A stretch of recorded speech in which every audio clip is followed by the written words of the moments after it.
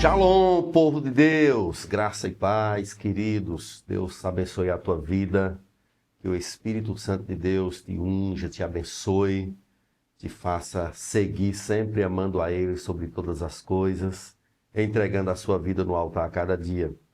Esse é um dia de bênção, é um dia da gente louvar o Senhor, da gente adorar o Senhor sempre.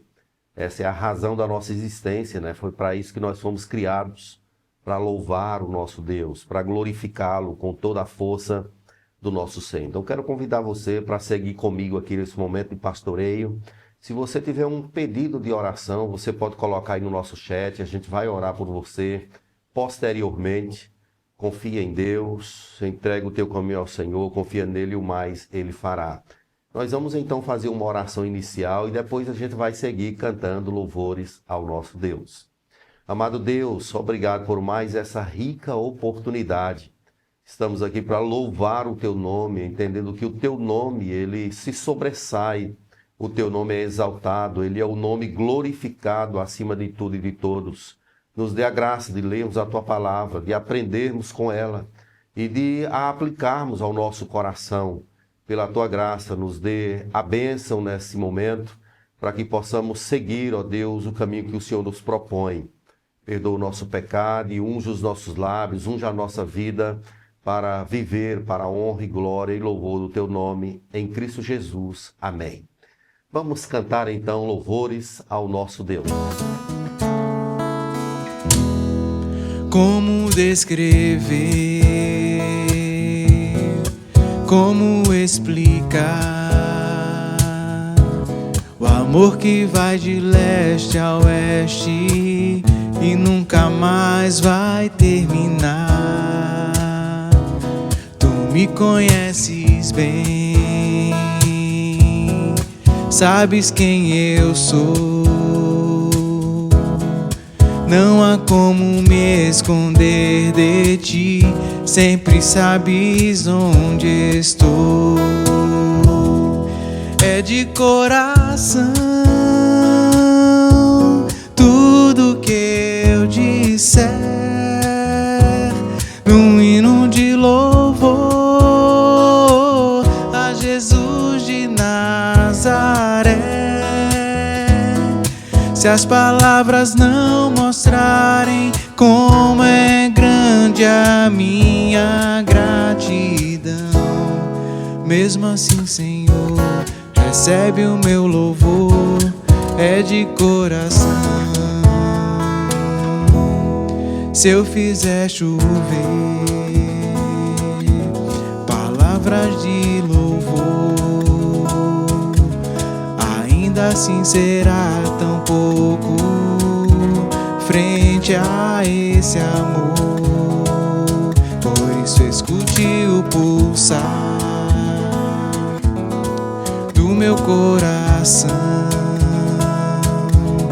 És o caminho, a vida e a verdade, te dou minha gratidão. É de coração tudo que eu disser, num hino de louvor a Jesus de Nazaré. Se as palavras não mostrarem como é grande a minha gratidão, mesmo assim, Senhor, recebe o meu louvor, é de coração, é de coração, é de coração. Tudo que eu disser,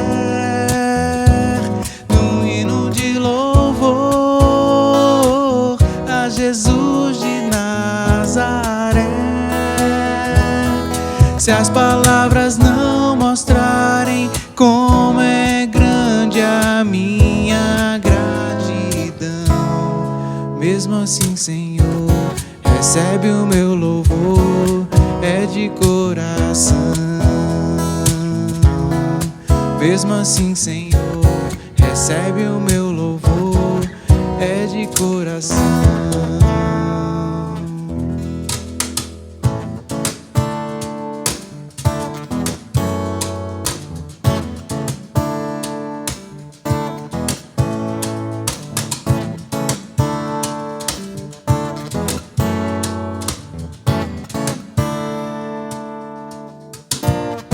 Sobre toda a terra tu és o rei, sobre as montanhas e o pôr do sol. Uma coisa só, meu desejo é: vem reinar de novo em mim, reina em mim com teu poder. Sobre a escuridão, sobre os sonhos meus, tu és o Senhor de tudo que sou. Vem reinar em mim, Senhor.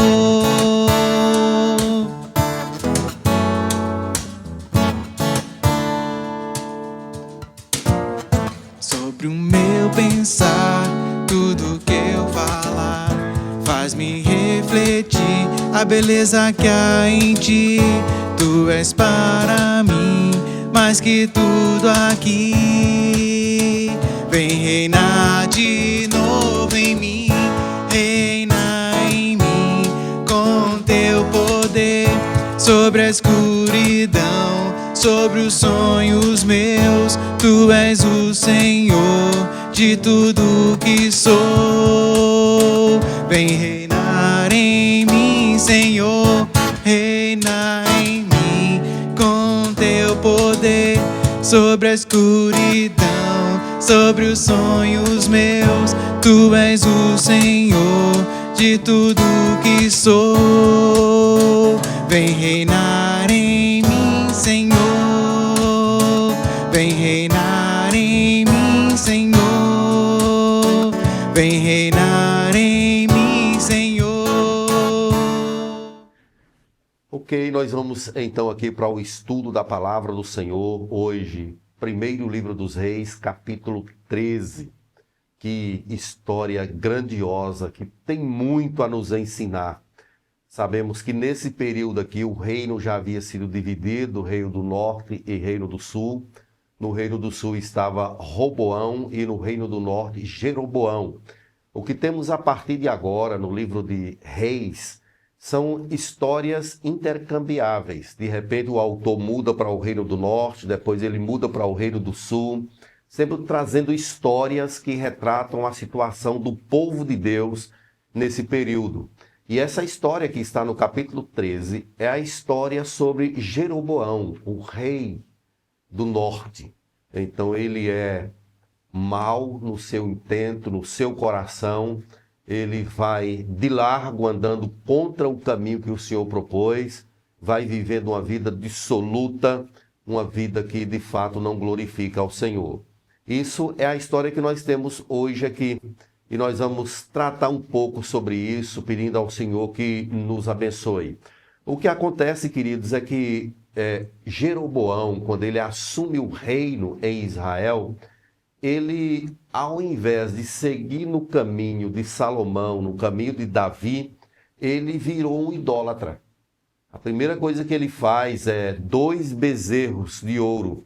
Estabelece um de um lado e o outro do outro, para que o povo agora adorasse a estes bezerros de ouro. Ele colocou um em Betel e outro em Dan. E ele prevaricou contra Deus, ele praticava a idolatria. O texto aí no capítulo 12, especialmente no finalzinho, fala muito sobre isso, sobre essa idolatria de Jeroboão. Além disso, ele fez um altar diferente daquele que Deus havia proposto lá em Jerusalém. Ele instituiu uma linhagem de sacerdotes, que Deus havia estabelecido a linhagem dos sacerdotes para servir no templo. Mas Jeroboão disse que não. E agora ele iria estabelecer a sua própria linhagem, estabeleceu lugar de adoração, estabeleceu bezerros de ouro e ainda estabeleceu feriados ou festas em Israel.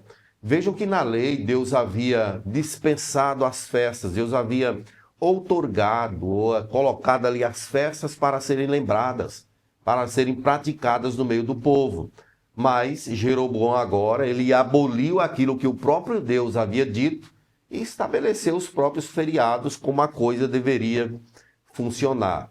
O que a gente vai ter aqui nessa passagem do capítulo 13 é uma intervenção de Deus. Deus, ele dá uma ordem a um dos seus profetas Esse é um profeta sem nome. Nós temos aqui alguém que é mandado por Deus para ir até Jeroboão para levar uma palavra de Deus. Veja aí no verso 1, aí do capítulo 13, ele diz que eis que por ordem do Senhor veio de Judá a Betel um homem de Deus, e Jeroboão estava junto ao altar para queimar incenso. Então ele estava ali adorando, era uma adoração falsa. Ele achava que com isso Deus iria se agradar, Deus iria se banquetear, iria aceitar aquele louvor. Só que era um engano terrível. Deus jamais aceitaria um tipo de oferta como esse. Jeroboão está lá e Deus manda uma ordem. Veja que veio uma ordem da parte de Deus. Isso aqui já é uma intervenção de Deus sobre aquela situação. O profeta, então, ele clama contra o altar. Verso 2. Clamou o profeta contra o altar por ordem do Senhor e disse: Altar, altar, assim diz o Senhor, eis que um filho nascerá da casa de Davi. Já é uma prefiguração aí de uma intervenção futura de Deus através do próprio Jesus. O que temos aqui, irmãos, é que Deus está fazendo uma intervenção a respeito de um culto falso que está acontecendo lá em Betel. A palavra de Deus, ela é direcionada e o profeta vem de forma destemida, corajosa, mesmo o rei estando ali para queimar incenso, ele profetiza contra o altar. Ele profetiza contra o altar. Deu naquele mesmo dia um sinal, dizendo: esse é o sinal de que o Senhor falou. Eis que o altar se fenderá e se derramará cinza que há sobre ele. Fender significa que, numa linguagem figurada, a separação. Deus separou as duas tribos e agora estava separando essa adoração verdadeira de uma adoração falsa. O profeta, ele recebe então uma intervenção do próprio rei. Veja aí o verso 4. Tendo o rei ouvido as palavras do homem de Deus, que clamara contra o altar de Betel, Jeroboão estendeu a mão sobre o altar, dizendo: prendei-o. Mas a mão que estendera contra o homem de Deus secou e não se podia recolher. Pense aí nessa cena. O rei ali queimando incenso, o profeta profetiza contra o altar ou contra o falso culto. O rei vem e dá um grito para mandar prender o profeta. Quando ele estende a mão fica ali ressequida, de forma que não podia mais encolher. Já pensou que situação? É como se eu estendesse a mão e caísse a carne toda, ficasse só os ossos. Essa é a realidade ali na vida de Jeroboão. E Jeroboão, ele tem uma ação naquela hora que ele vai pedir ao profeta para orar por ele. Ao invés dele entender, ter o discernimento para saber o que estava acontecendo ali, ele, ao contrário, ele suplica ao profeta para implorar ao Senhor. Mas naquele momento cumpriu-se a palavra do profeta que Deus lhe mandara falar. O verso 6 aí diz que o altar se fendeu. O verso 5, o altar se fendeu e a cinza se derramou do altar, segundo o sinal que o homem de Deus apontara por ordem do Senhor. Ou seja, Deus falou aqui naquele lugar. Isso aqui, meus irmãos, já aponta para algo bem profundo e majestoso para todos nós. Deus, ele é o Deus que intervém. Ele é o Deus que envia a sua ordem. Ele é o Deus que chama o homem para a obediência. Embora Deus pudesse virar as costas para Jeroboão em definitivo, Deus resolveu acolhê-lo. Deus ainda resolveu mandar uma palavra para adverti-lo a respeito do caminho errado em que ele estava seguindo. Deus, quando ama alguém, ele age dessa forma. Quando ele quer o bem de alguém, ele levanta a sua mão, ele manda mensagens, manda palavras, ele levanta alguém para anunciar ou para alertar aquela pessoa. Esse é o modo de Deus agir com graça a respeito das pessoas que ele quer fazer o bem. Ele amava Israel e ele queria o bem do seu povo. Mas o verso de número 6 diz: então disse o rei ao homem de Deus: implora a favor do Senhor teu Deus e ora por mim, para que eu possa recolher a mão, Então o homem de Deus implorou a favor do Senhor, e a mão do rei se lhe recolheu, ficou como dantes. Então milagres, provisões, ordens de Deus, movimento de Deus ali, tudo isso contra um estado do coração, um estado de pecaminosidade, um estado de idolatria que havia sido estabelecido ali em Betel. É claro que estava ferindo a santidade de Deus. Aqui, queridos, podemos abrir um parêntese e dizer que idolatria não é apenas nós nos prostrarmos ante um objeto de barro, de ferro, de ouro, seja lá do que for. A idolatria, ela pode estar presente em nosso próprio coração, que é quando nós passamos a ter coisas as quais amamos mais do que o próprio Deus. Quando assim nós acabamos fabricando ídolos. Por exemplo, nós podemos amar o trabalho mais do que a Deus. Podemos amar um filho mais do que a Deus. Podemos amar o cônjuge mais do que a Deus. Podemos amar o dinheiro mais do que a Deus. E a Bíblia diz que onde estiver o teu tesouro, aí estará também o teu coração. Um reformador da antiguidade chamado João Calvino, ele dizia que o coração do homem é uma fábrica de ídolos. Então nós podemos ter os nossos próprios ídolos, objetos de estimação. E a idolatria acontece quando nós admitimos a ideia de que sem tal objeto a nossa vida não teria sentido, não conseguiríamos viver, não conseguiríamos prosperar. Então isso é a idolatria. Deus odeia a idolatria. E o primeiro mandamento, lá em Êxodo capítulo 20, é exatamente a respeito da idolatria. Não terás outros deuses diante de mim. Não farás para ti imagem de escultura, nem no céu, nem sobre a terra, nada. Não as adorarás, não prestarás cultos. É a palavra de Deus. Deus abomina a idolatria porque Ele é o Deus que exige exclusividade. Então, peçamos ao Senhor, Deus, sonda o meu coração. Vê se não há alguma inclinação para aquilo que é ruim, para práticas e coisas que desagradam ao Senhor e me ajude a viver tão somente na direção do Senhor. Então, queridos, Deus, Ele intervém. Quando a gente vai seguindo lá para o verso 9, o texto diz aí, porque assim que ordenou o Senhor pela sua palavra, dizendo, não comerás pão, nem beberás água, não voltarás pelo caminho por onde foste. Vejam, irmãos, aqui acontece algo curioso. É que o profeta, ele recebe ou tem a intencionalidade por parte do rei de lhe dar uns presentes. E ele rejeita, ele não quer. Mas o rei oferece comida, oferece pão, oferece água. E ele então também não aceita porque havia uma ordem expressa de Deus.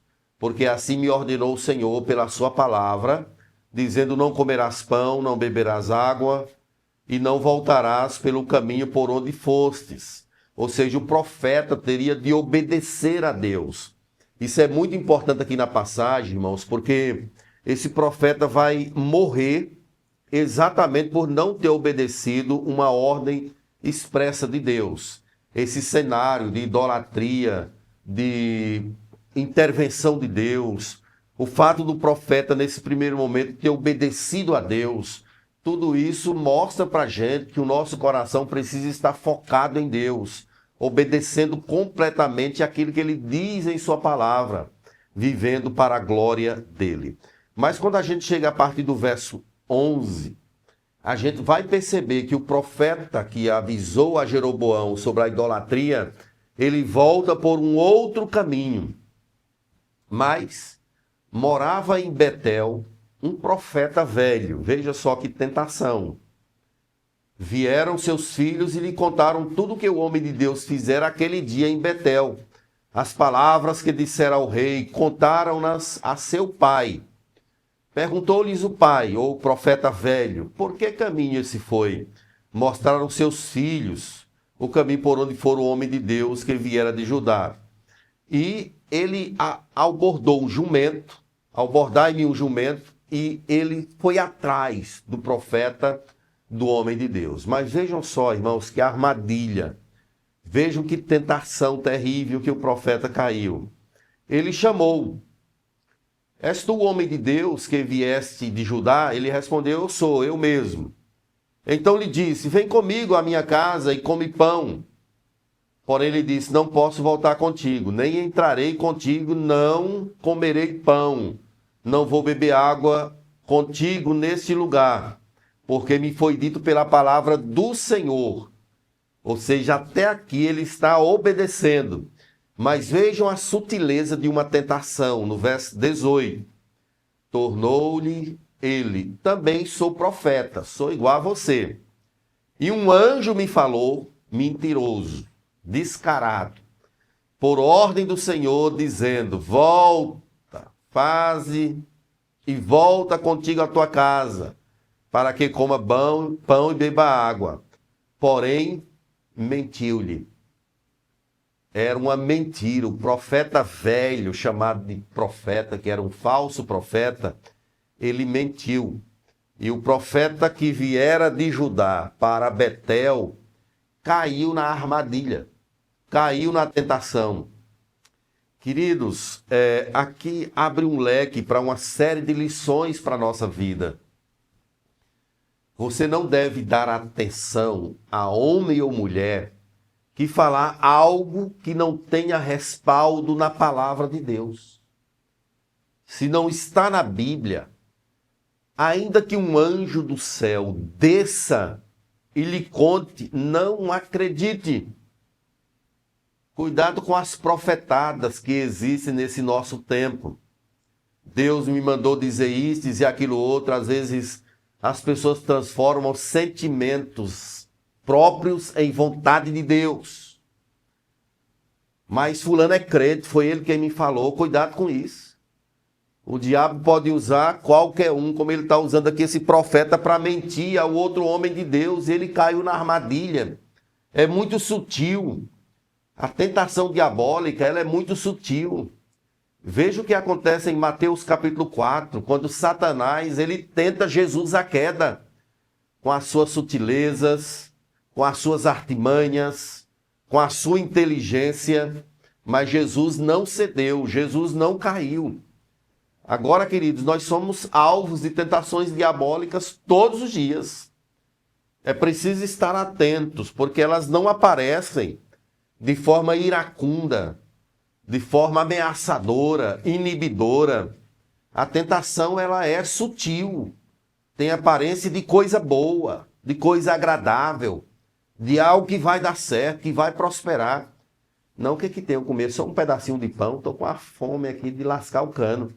Então vou comer um pedacinho, estou com a sede, vou tomar uma aguinha, descansar um pouquinho, sair de cima desse jumento aqui, vou descansar um pouco, sou humano também, me canso, tenho meus limites, vou lá tomar um pouquinho de água. Então ele voltou e comeu pão em sua casa, bebeu água. Estando eles à mesa, veio a palavra do Senhor ao profeta que eu tinha feito voltar.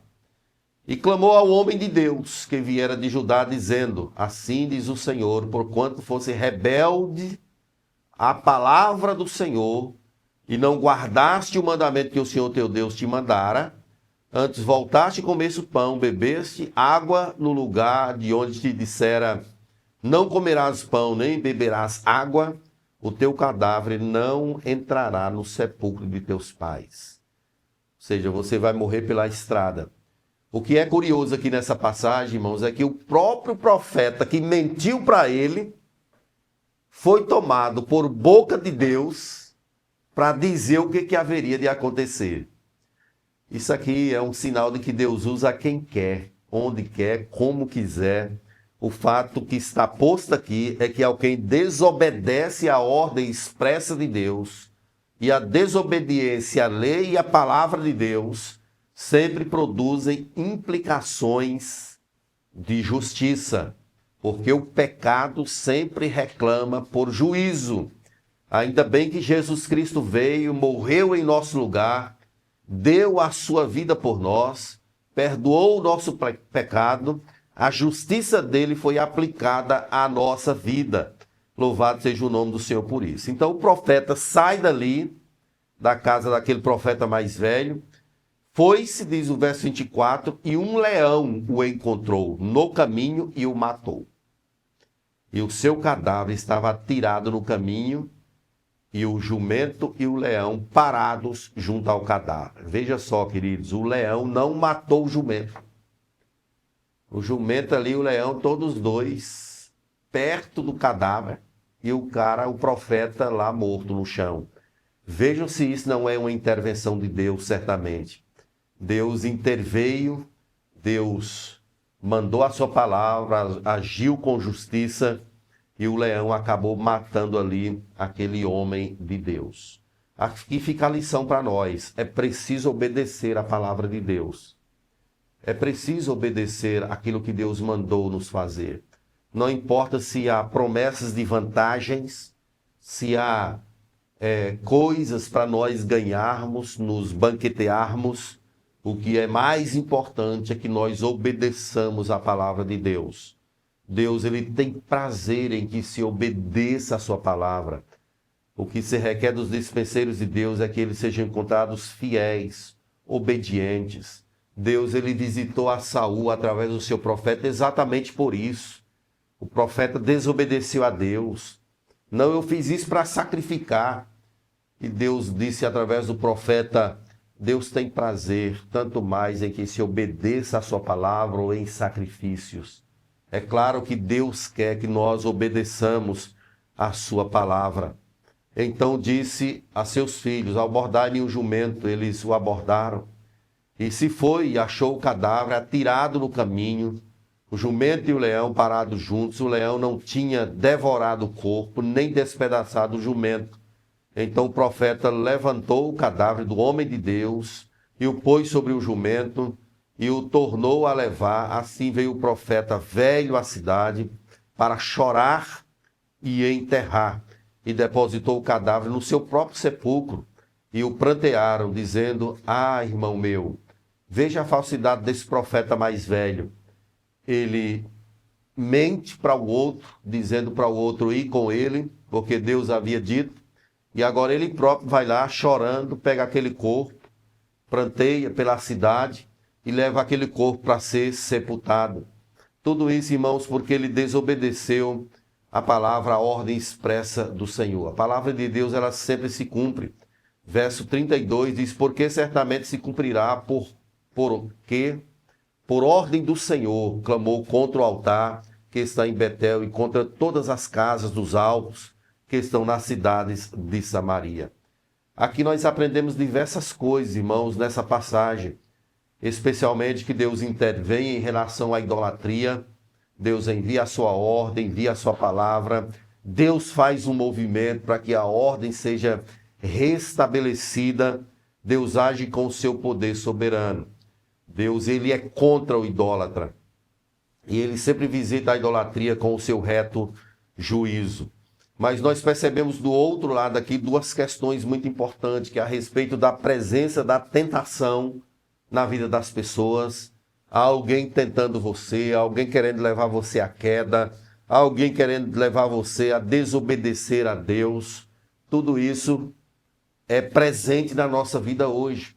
Mas existe uma lição bem importante aqui, que é a respeito da necessidade da obediência a Deus. Nós somos chamados e devemos obedecer a Deus em toda situação. E não importa o que esteja acontecendo, importa o que Deus disse. Se Deus proclamou dessa palavra, nós precisamos correr para cumprir aquilo que Ele falou em sua palavra. Vejo que a mão do julgamento de Deus está presente aqui nesse texto. A situação de Jeroboão, a inclinação dele é também a inclinação nossa. Uma inclinação para a fabricação de ídolos, para pegar atalhos, para fazer as coisas da nossa forma. Nós devemos entender aqui que Deus não aceita culto de qualquer jeito. Deus já disse em sua palavra a forma como Ele quer que nós o cultuemos, a forma que Deus exige que nós nos portemos diante dEle. Veja, irmãos, que a palavra de Deus, ela sempre confronta. Ela confrontou a Jeroboão, ela confrontou o profeta velho, confrontou o profeta novo. A palavra de Deus, ela tem essa contundência. Ela chega na vida das pessoas chamando-as ao arrependimento. E ela chega no nosso coração, no meu coração, no seu coração, desafiando-nos a seguir os preceitos e a andar sempre na direção do Senhor. Finalmente, querido irmão, cuidado com a tentação. Cuidado, armadilhas estão sendo postas todos os dias na minha vida e na sua vida. Peça a Deus discernimento espiritual para você perceber o que está acontecendo e de repente não ser levado pelas artimanhas do nosso inimigo, de Satanás, o nosso arqui-inimigo. Que Deus te abençoe, que Deus enche o teu coração de fé e que você corra velozmente para cumprir a palavra de Deus, sabendo que o nosso Deus é o Deus vivo, é o Deus presente, Ele é o Deus que intervém. Que Ele abençoe a sua casa, que Ele abençoe a sua família, que Ele abençoe os seus negócios, que Ele te dê prosperidade material e muito mais prosperidade na saúde e espiritualmente falando. Que o Senhor te abençoe e te guarde. Assim também que Ele abençoe a minha vida. Nós vamos ter agora um momento de oração e eu quero desafiar você para colocar o seu pedido aí no nosso chat, se você quiser, se sentir à vontade, para a gente orar por você posteriormente. Tá certo? A gente vai orar mais uma vez, colocando a nossa nação, colocando a igreja, colocando a família no altar do Senhor. Vamos orar. Amado Deus, mais uma vez aqui em Tua presença, agradecido estou ao Senhor pela Tua palavra inerrante, ela que é uma espada de dois gumes, ela que é viva e eficaz. Nós louvamos a Ti porque servimos ao Deus vivo, ao Deus presente, ao Deus que tudo sabe, tudo pode, tudo vê.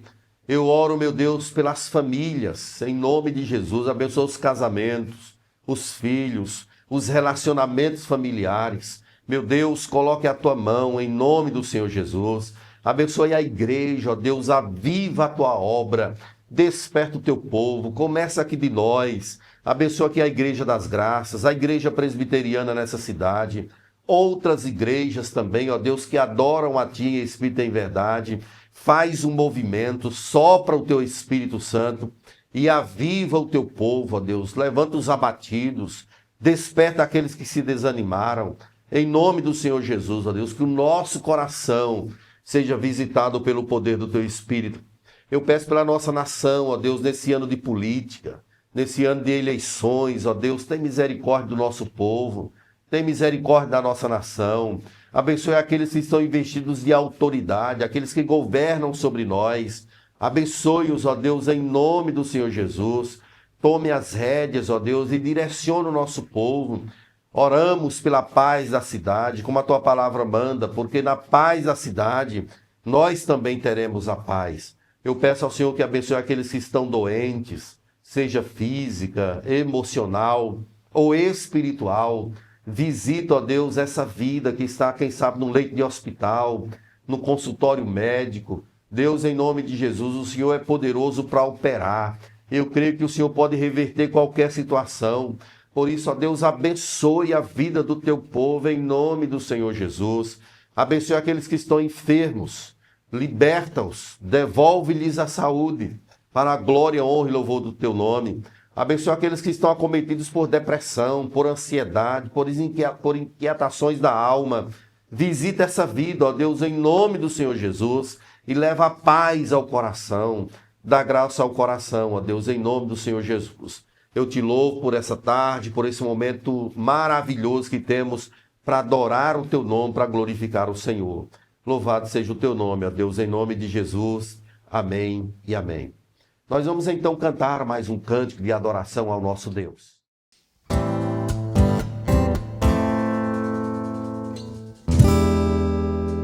Seu nome é maravilhoso, conselheiro, príncipe da paz. Deus forte, Pai da eternidade, a estrela da manhã. Ele é o santo de poderoso Deus, seu reinado não tem fim. seu nome,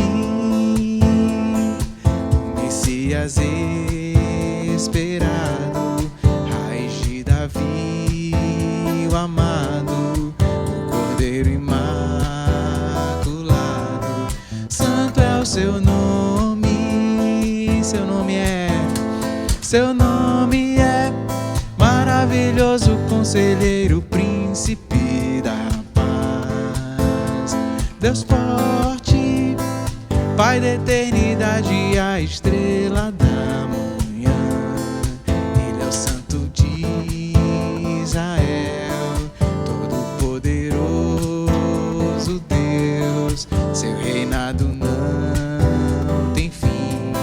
Santo é o seu nome, o Messias esperado, raiz de Davi, o amado, o Cordeiro imaculado.